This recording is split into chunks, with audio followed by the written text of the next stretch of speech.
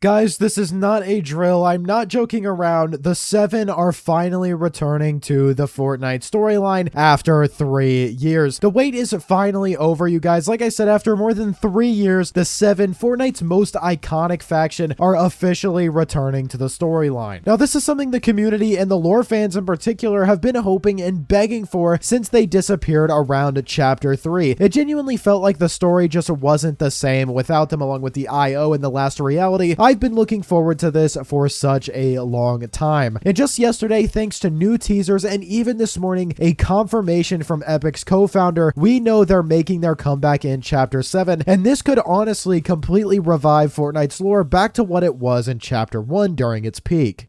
Now, I've said this in a few videos, but I kind of feel like Fortnite's story needed the 7 back, or it needed some type of faction back. They've always been the glue connecting everything, the IO, the last reality, the 0 point, literally everything goes back to the 7, who are the protectors of the 0 point. And now it seems like it is finally happening, and genuinely, you guys, I feel like I cannot believe it. So today, I want to break down how it was confirmed, the new teasers that we found, what this means for Chapter 7's story, and how I think their return ties directly into the upcoming finale happening at the end of this month.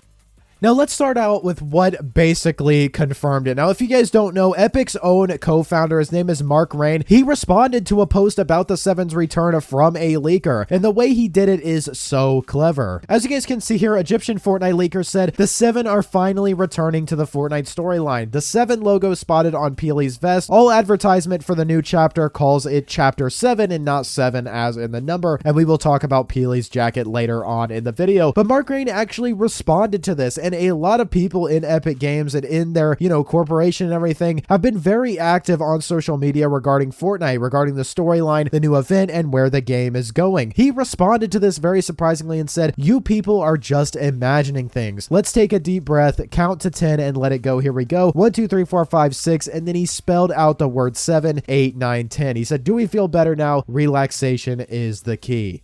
This isn't random or anything like this. This isn't Mark Rain just doing something kind of witty, clever, kind of joking around or anything like that. That is Epic directly acknowledging the hype and really confirming it. And honestly, I love this tweet so much because it's really funny. He's clearly leaning into the fact that the storyline community always gets told to cope, or that they're imagining things whenever we get hopeful about lore returning, like the 7 or the last reality of the IO. But this time he's confirming it while joking about it at the same time. I thought that was pretty cool.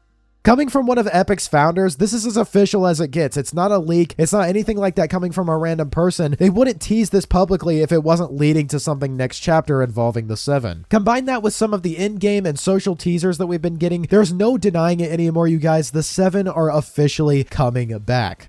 Now, like we talked about a few minutes ago, we got a really big teaser yesterday as well before we got the confirmation from Mark Rain earlier. One of the biggest teasers was spotted recently on the new Stranger Things Peely outfit. And if you guys don't know, Peely was at the premiere for Stranger Things Season 5. And if you watched my last video, you would know that Blitz is actually getting a sort of Hawkins upside down little POI on the 24th before the last season releases. So he was there, and a lot of people were kind of speculating that we're going to get a Peely x Stranger Things mashup, which I think was actually be pretty cool. I believe he's wearing Eddie's vest. But if you look closely, the 7's red triangular logo is literally on his vest. There's no reason for that logo to be there unless Epic's teasing something major like them returning. It's too specific. It's too iconic for it to be random. I don't think it's just them wearing random patches from Fortnite, because that's not modern at all. I mean, the cube I think we see over there, we see the GG logo. The GG logo is kind of a Fortnite iconic thing, but the 7 logo is very specific. Nobody really outside of the Fortnite realm or storyline arc is gonna know what that is.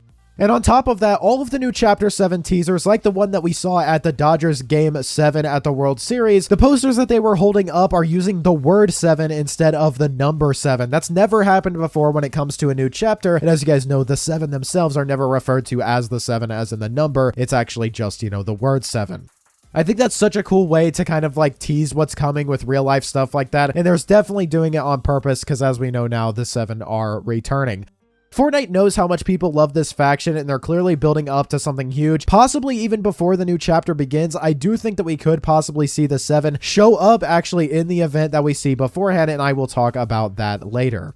So to put this all in perspective, we all know that a bunch of people have been looking forward to the 7, but what exactly happened to them? So what actually happened to the 7? It's been years since we saw them in the story last. Back in Chapter 3, Season 4, most of the 7 were consumed by the Chrome, but they weren't necessarily killed. Now, a lot of people were kind of describing it as some sort of like they were stuck somewhere, or they were just kind of like in a different like mode, or they were in some type of like different realm. Basically, they were captured and reshaped by the last reality because the Chrome was a method of like domination used through the last reality. The Visitor, the Scientist, and the Origin were completely overtaken, as you can see in this trailer here. The Paradigm, the only one that was still active at the time, actually sacrificed herself to start the Zero fusion, but it's heavily implied that the 0 point kind of like saved her or transported her somewhere else or something like that. There's not really any confirmation that she actually is dead.